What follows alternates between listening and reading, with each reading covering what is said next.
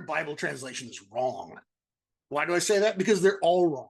I'm going to talk to you a little bit about what I look for in Bible translations and why all the translations that are out there today kind of fall short, and I think they will always fall short. I'm not going to reduce this down to looking at a series of litmus verses that's so popular right now of this particular verse should be translated in this specific way because that agrees with my theological viewpoint. Theological disagreement with how verses are translated is the easiest thing to fix. You already know what verses you're concerned about. Just find the verses that you don't like, cross them out, and write what you would like it to say in the margin. Easy peasy, fixed. That's not really what I'm talking about here. What I'm talking about here is something that's really much harder to fix.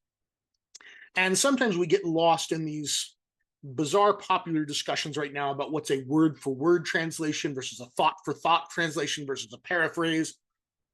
None of this really hits the point well. Hello, my name's Gilgamesh, and I hope that you will like and subscribe. This is a new channel, and we're just trying to get off the ground here, and it really helps me out if you do so. I'm going to be talking about the Hebrew Bible. If you like coverage of the Christian New Testament, I'm sure there are plenty of people out there doing that as well, but I'm specifically talking about the Hebrew Bible here, and I'm going to give you 10 things to consider in how we translate the Hebrew Bible. And if you stick around to the end, I'm going to give you some thoughts on what I think are some of the best English translations out there. So, number one, the text should sound foreign because it is foreign. These people were not like us. They lived under a constant threat of violence. Generally, modern people don't sit around wondering, is a foreign army going to surround my town and I will be forced to eat my neighbors? But that was a real consideration for these people. There's interesting stories about cannibalism in the Hebrew scriptures. This is because this was a real thing when suddenly all of your food was cut off. People resorted to drastic, terrible things, and this was a terrifying thing for them. Slavery was a real part of their society. It would not be uncommon for you to have members of your own family that had been captured by raiding neighbors and taken away as slaves. It might even be that your community has a few people in it that used to belong to neighboring communities that you have taken as slaves. Starvation was a real thing. These are not problems that we can relate to in our modern time, yet they were endemic to their society. And we have to realize that this colors the way they view the world, the way they interact with it, and the questions that they have that they're trying to answer in their sacred texts. They also had a very high mortality rate. Many children did not live to adulthood. Many adults did not live to the grand ages that we live today. Life was a bit shorter, a bit more dramatic. Marriages happened younger. There was more children being had. There was a lot more children being lost. To live to a ripe old age was not a common thing. They had a limited geographic world model. Most of us in modern times have some image of the Earth as this globe spinning in space, going around the sun. They had none of that. Most people had never seen a map. It's hard for us to comprehend what it must have been like to really not know what was beyond the horizon, to have only heard legends and stories. The earliest maps we find come to about the 6th century BCE, which is towards the end of the biblical period, and they weren't found in the area of Jerusalem. They were found further away. For most of the biblical period, probably nobody had ever seen a map, didn't know what a map was, and if they had seen one of the maps that we found from existence at that time, it wouldn't have helped much. They were generally localized. They didn't cover a large section of the world in any detail, and it was a very inaccurate view of what the world looked like.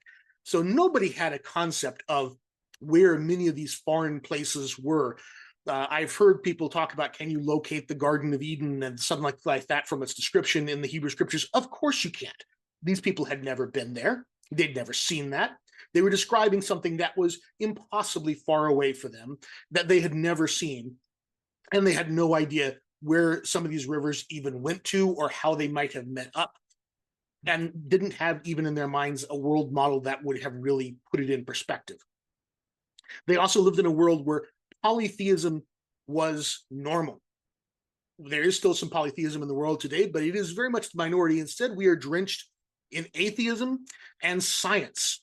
And we have this strong separation between church and state. None of this existed in the ancient world. Polytheism was the norm. Monotheism was strange. And church and state were so incredibly combined that there was no way to separate out your religion from your nationality.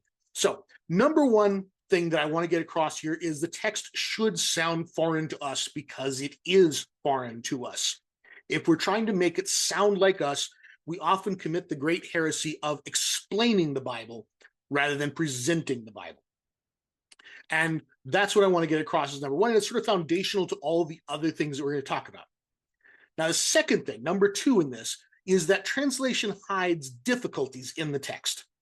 As we're reading it in English, we have a very nice, polished English result. We do not get the sense of which places in the text they had to struggle and grapple in order to come up with something to say in English that made sense or something close to sense in order to present it to us. The whole process of some parts of the text are difficult to read is lost to us and completely opaque through the translation process. Many words, we have lost what they mean. There are many words used in the Hebrew Bible that we simply don't know what the word originally meant. We have some traditions around it. Some of those traditions are highly suspect. Often the word is used only a single time, and often we have nothing like it in any of the other texts that we found. There are places where we have a general idea of what something means, and we'll translate something perhaps as thorn bush, but we don't really know what kind of bush it was. And the word is a very specific word. It probably meant a very specific kind of thorn bush, and we've lost that. Likewise with many of the words for animals. We don't know which animal this was. This was some kind of a bird of prey, perhaps, but we don't know. And then sometimes it gets really unclear. Was this a natural animal, or was this a supernatural being? Was this a wild goat, or was it a satyr? Was it a screech owl, or was it a demon of the night? And they certainly had an understanding of these types of supernatural beings and sometimes intended to reference them, yet which they are referencing can be very difficult, and the translation tends to hide all of this complexity from us. There are also places where unusual syntax or where the text has become corrupted through scribal errors and makes the meaning unclear. All of this is sorted out for us in the translation process, and we are presented with a clear, crisp English sentence with no idea of the complexity behind it. Number three is about lexical fidelity and ambiguity. Now that sounds complicated, but it's really not. The idea is simple. If we could take one word in Hebrew and decide that it has a good translation of one word in English, then every time that word in Hebrew occurs, we will use this particular English word to represent it. That is what we call lexical fidelity. I prefer lexical fidelity in my own translations. Unfortunately, it is not possible. There are a couple of things that make it not possible. One is that sometimes there are multiple Hebrew words for things for which we do not have multiple words in English. For example, there are multiple Hebrew words for gold, but we don't have multiple words in English for gold. There's one place where I believe it's Isaiah that uses 5 different words for lion, and each of these words probably had subtle differences in meaning to him, but he's kind of showing off his vocabulary there, but we don't have a corresponding number of words for lion in English to represent this. And so it is very hard to get true lexical fidelity because there is difference in how they have words for the same concept. Now, the other is true as well. There are words like the word nephesh, which is sometimes translated as soul. It can mean life breath. It can also mean an anatomical reference like to the neck. One of my videos I just recently released on Isaiah, I talked about the floods coming in and going up to the neck. The word is nephesh. It's not that the floodwaters came in up to their soul. It's that they came in up to their neck. And so we have words in Hebrew that have multiple meanings, and sometimes these are very related meanings, but we don't have an English word, a single English word that contains those same multiple meanings. And so we have to give translations that are based on context and use different words for that. Now, sometimes we do have words that they're leaning into both of those meanings. For example, ruach. Ruach is a word that means spirit, but it can also mean wind. And do we think that it was the spirit that blew away the locusts, or do we think it was a wind that blew away the locusts? Likewise, does it sound right that God will pour out his wind upon people and cause them to see visions? Or does it sound more likely that he is pouring out his spirit upon them and causing them to see visions? But yet, in the beginning of Genesis, we have this statement that the Ruach of God was hovering above the face of the waters. And there's still questions as to, does that mean there was a godlike wind or mighty wind blowing across the face of the waters? Or does it mean that the Spirit of God was brooding or hovering over those waters, incubating them, ready for life to come forward? There are translations out there with both ideas, and it's possible that both senses were actually intended, and the ambiguity was a feature rather than a problem. We just don't know. Another word would be like Adamah, which is the feminine of Adam. It means soil. And this is because he was taken from the soil. But it can also mean land and is often used to indicate a land or a geographic area rather than just the soil. And so we can't just always translate it as soil. We have to use some judgment there based on context. Our concerns over lexical fidelity bring us into our fourth point. And our fourth point is repetition and limited vocabulary. Repetition is not valued in English. We don't like to see good writing use the same word over and over again. The problem is it was valued in Hebrew. And part of the great heresy that happens with translation is we want to apply English sensibilities to a foreign text. And what that does is it does not present the foreign text to us. It tries to morph it into something we would like better. And it loses some of its original spirit. Some examples of this might be Isaiah 26:3, where it says that you will be guarded in shalom, shalom, peace, peace. And this is just a thing. You want to emphasize a word, you repeat it. But that just doesn't work for us in English. And so King James and other translators will water it down to be perfect peace. Other things, such as in Isaiah 6, where he sees the seraphim, he says in apparent astonishment, 6 wings had each of them. Almost all translations decide to get rid of the repetition. Getting rid of the repetition also seems to get rid of the astonishment and turn it into something of a cold description of these beings that he was clearly astonished by. Hebrew also, particularly in its non-poetic writing, in its prose writing, it has a very restricted vocabulary. And there are certain common words in Hebrew that mean put or give or take that they use extensively in a variety of contexts. And people translating in English don't like to use the same verbs over and over again. They want it to sound more interesting. They want there to be more variety. And the endless syntactical variety that we have in English gets laid onto the Hebrew text so that we can't simply translate these simple words as their simple equivalents, understanding that that's how it was spoken. Instead, we must give a variety of different translations for these simple, straightforward words, making the language sound quite a bit different as we bring it into English. Number 5, is there any attempt to imitate sound play? There is all sorts of sound play in the Hebrew, starting from the very beginning that the earth was tohu and bohu. Nice rhyming words. In fact, the word bohu might even just be made up to rhyme with tohu. There's also various types of alliteration and assonance used throughout the Hebrew. Isaiah chapter 5, verse 7, one of my favorites, it says that he looked for mishpat, and behold, mishvech. He looked for tzedakah, and behold, tza'aka. This is clearly trying to use alliteration and assonance here to indicate the contrast between what God was looking for and what he actually found with these words that sound very similar. It's impossible to portray that in English without changing the meanings of the words.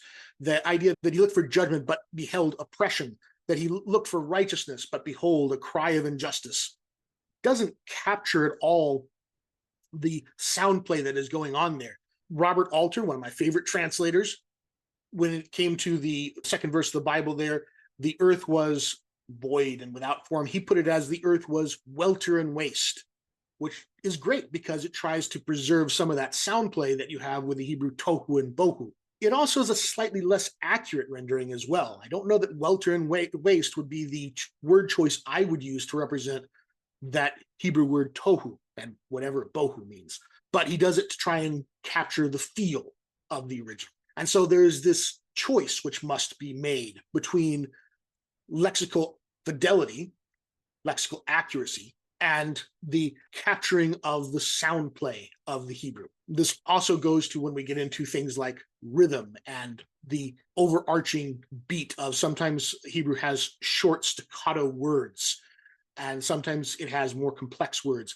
Most of this is lost in translation. Coming then to number 6, how do we handle the divine names?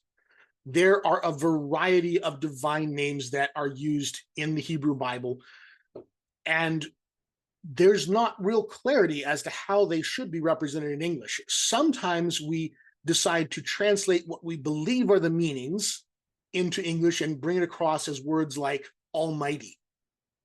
Well, sometimes those words aren't really accurate as to what the meaning actually is. Almighty is particularly suspect. And so maybe it would be better if we didn't translate those names at all. Maybe it should just simply come across into English as Shaddai, and then allow the reader themselves to determine what types of attributes this has. And this goes for words like El Elyon as well, or El Kana.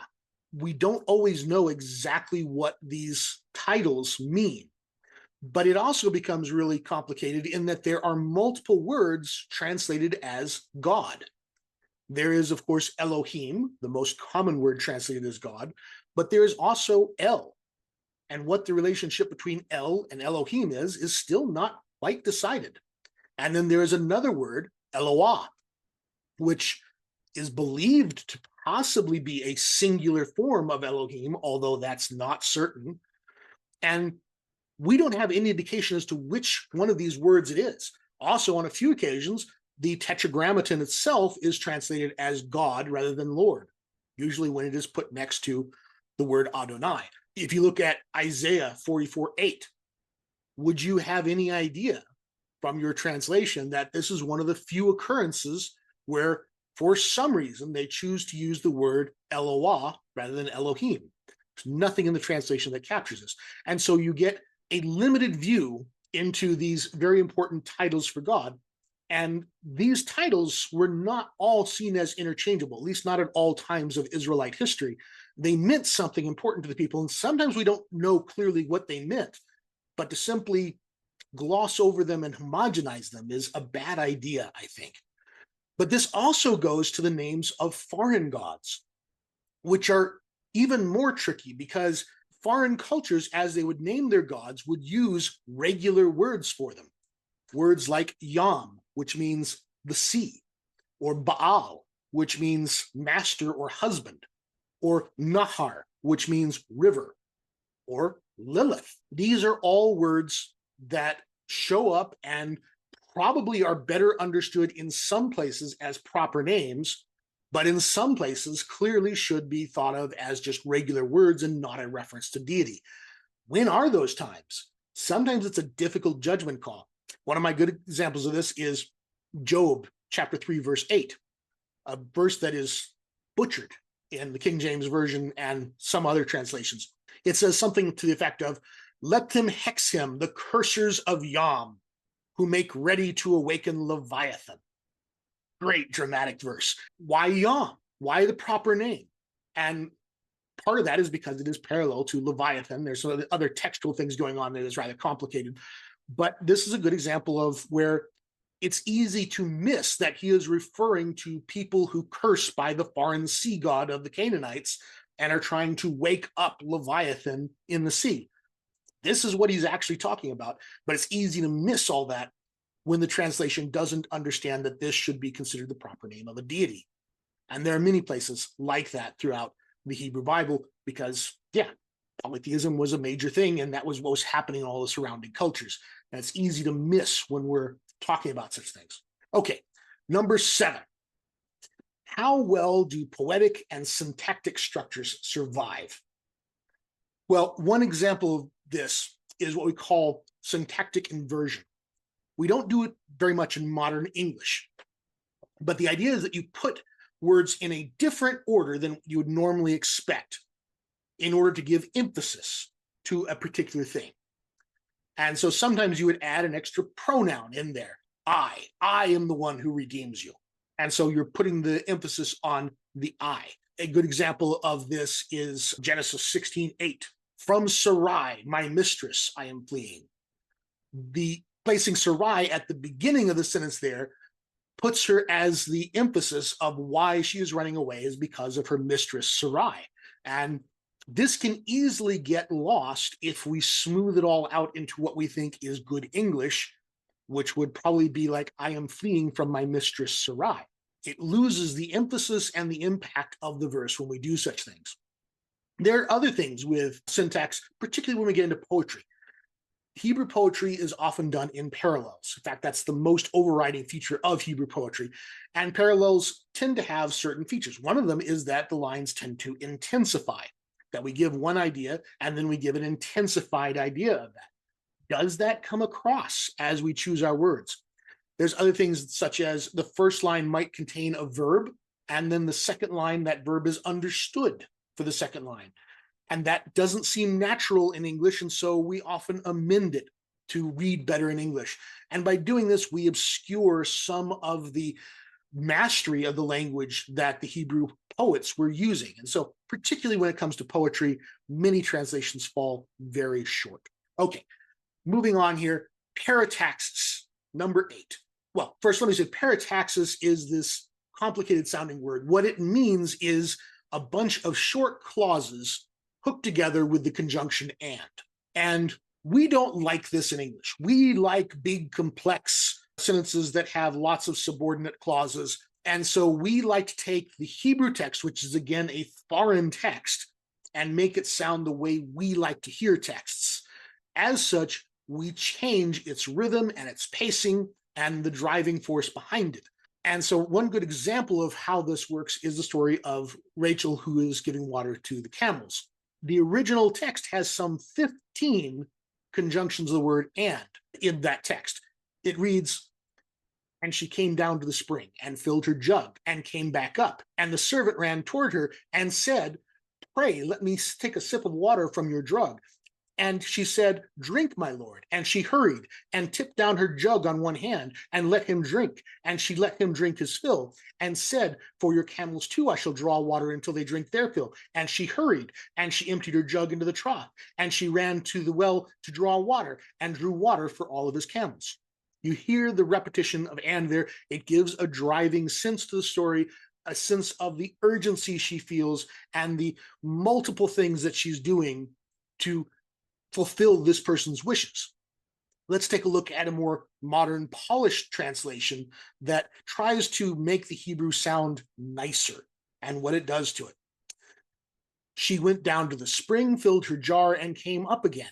Abraham's servant hurried to meet her and said, will you give me a little water from your jar? Please drink, sir, she answered, and at once lowered her jar on her hand to let him drink. When she had finished giving him drink, she said, I shall draw water also for your camels until they have had enough. She quickly emptied her jar into the water trough, and then hurrying again to the well, she drew water and watered all the camels. It's the same story, but the rhythm is gone. There is a very different feel to it. It feels modern. It feels more familiar, but it doesn't feel like the text you're trying to get in connection with.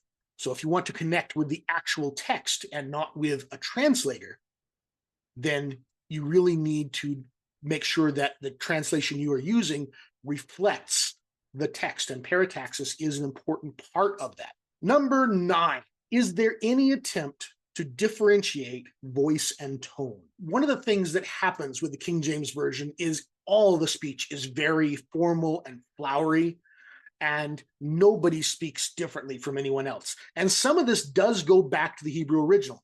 There is not in the Hebrew very often that it tries to differentiate the way one speaker speaks from another. That's really not a common thing in the Hebrew.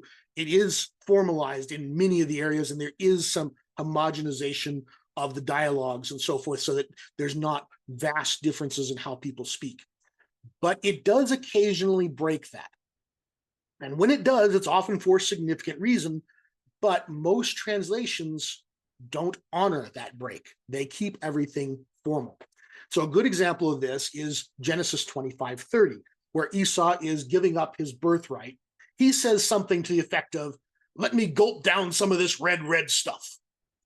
He's supposed to sound like an oath. He doesn't even have the word for pottage in his sentence there. It's just, "Let me gulp down some of this red stuff."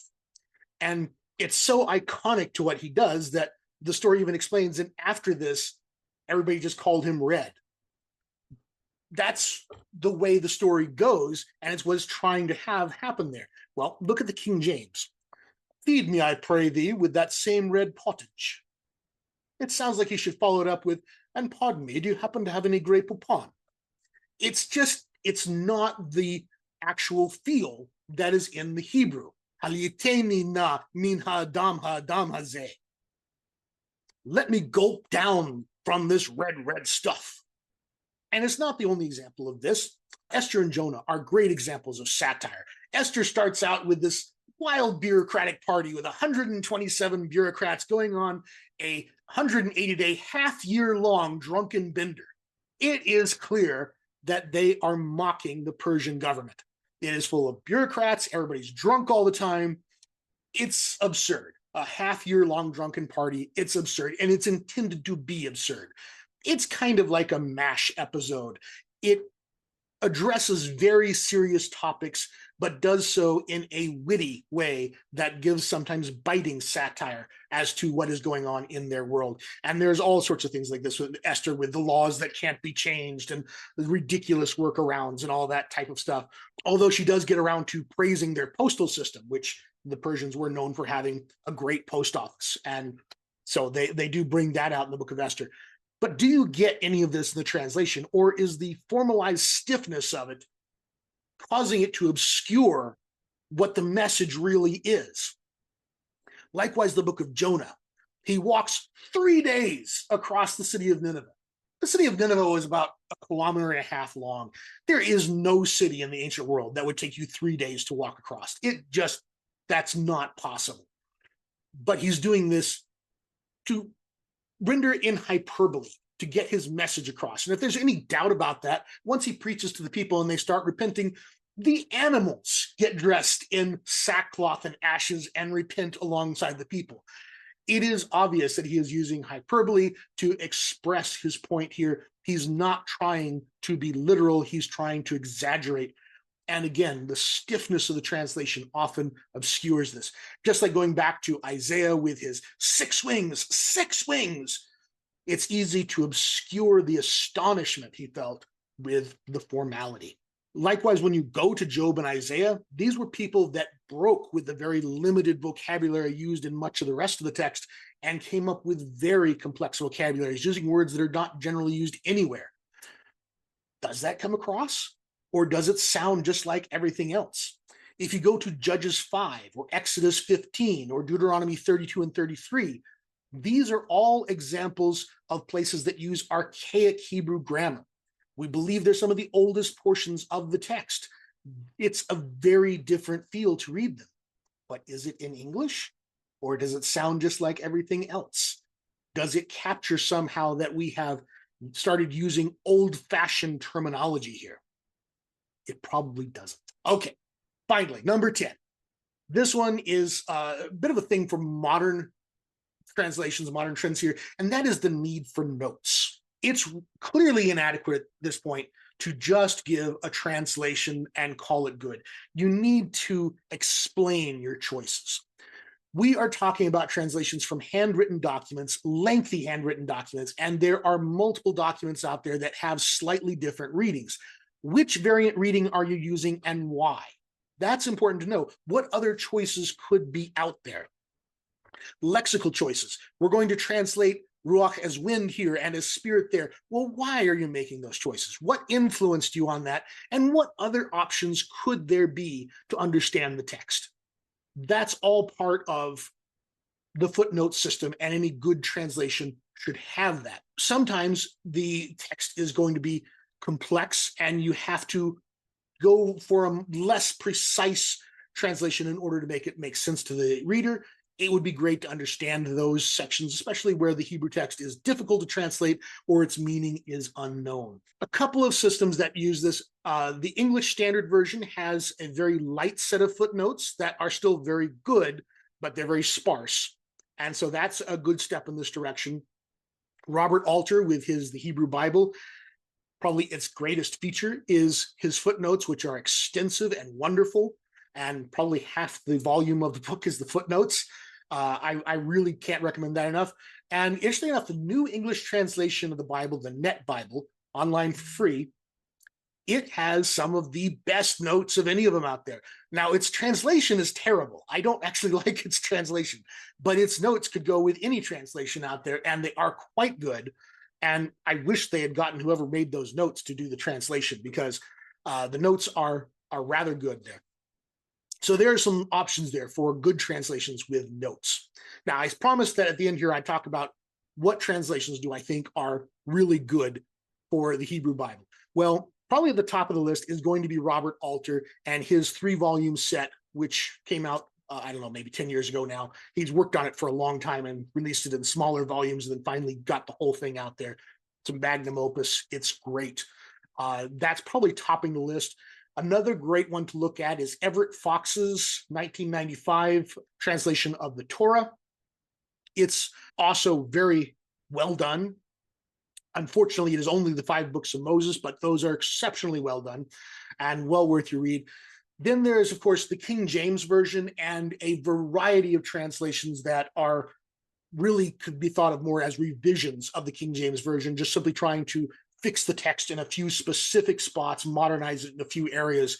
King James Version itself, of course, is incredibly influential for the beauty of its language, but it was written in 1611, and we have learned a lot since then. It was long before Dead Sea Scrolls or the Ugaritic text or any of the other comparative linguistics came forward. And so one of the revised versions of it is preferable. The New Revised Standard Version is a very respectable one. The ESV is a great translation based primarily on the King James with updates.